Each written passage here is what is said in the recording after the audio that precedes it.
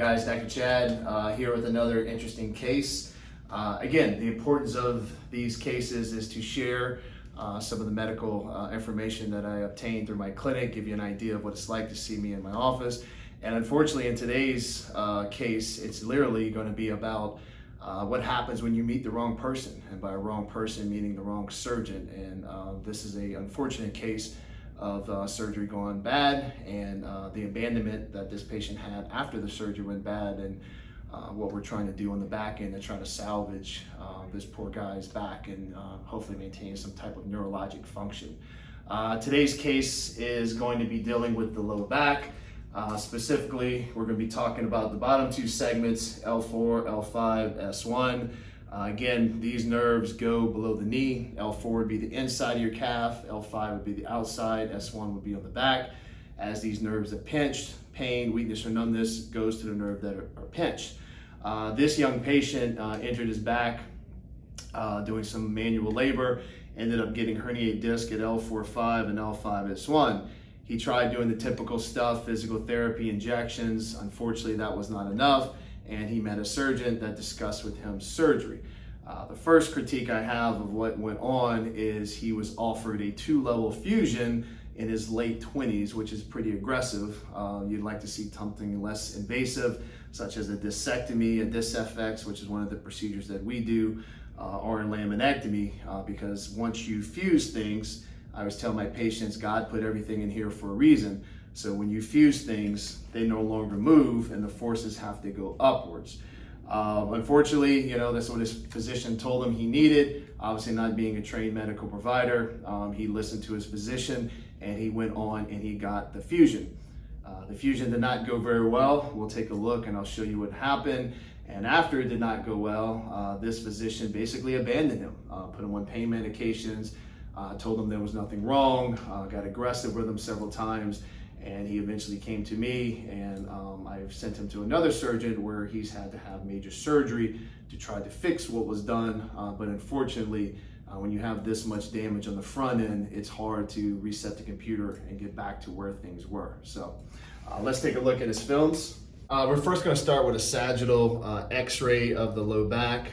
This would be the butt, the backside. This would be the front, the abdomen, bone, disc, and again, bone, disc. You can clearly see hardware has been introduced anteriorly, so this would be through the belly, and this would be posteriorly through the back. What is interesting about this hardware is you can see the screw, which goes down the bone called the pedicle, is placed in very poor alignment. You can see how this screw kind of has an upward course, and the bottom screw, before it broke, went a different course.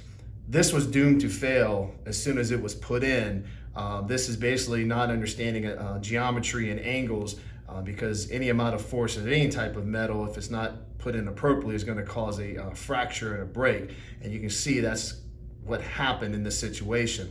What's interesting is why come in through the belly on the L5-S1 segment and just come in posteriorly on the L4-5. I'm going to show you on the MRI why that was a poor decision as well. So this is a sagittal image again on the MRI. You can see the normal disc here. You can certainly see below it the two abnormal discs. This is the hardware that came in through the belly. As I scroll, you can see the pedicle screws. The one broken would be here. You can see at the L5-S1, the disc material has been resolved. There's a stable fusion, nothing going into the canal. And when you look at L4-5, this is one of the worst herniations that I've seen. Not only did the screw break coming in from the backside, but he never reduced the disc material.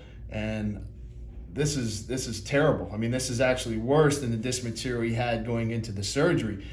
This explains why this patient has severe low back pain radiating down his legs, more so than he did before the surgery.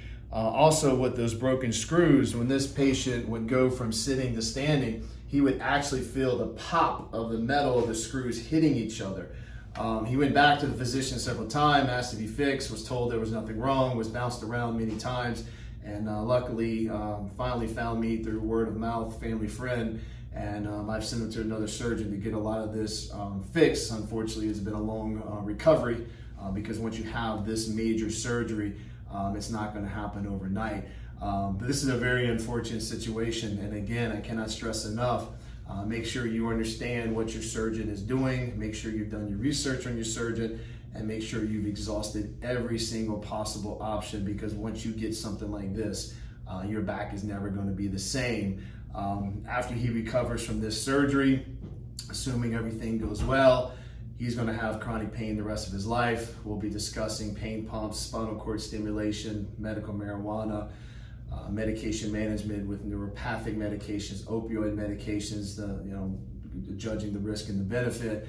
But his options will be very limited. Injections, rhizotomies, DisFX, a lot of these minimally invasive things we have to offer, just not going to be on the table for this patient for the remainder of his life.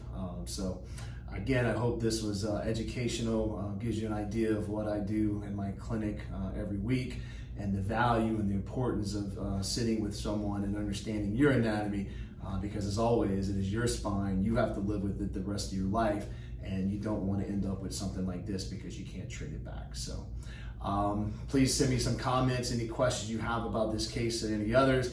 I appreciate your feedback, and look forward to talking with you guys on the next case. Take care. Thank you.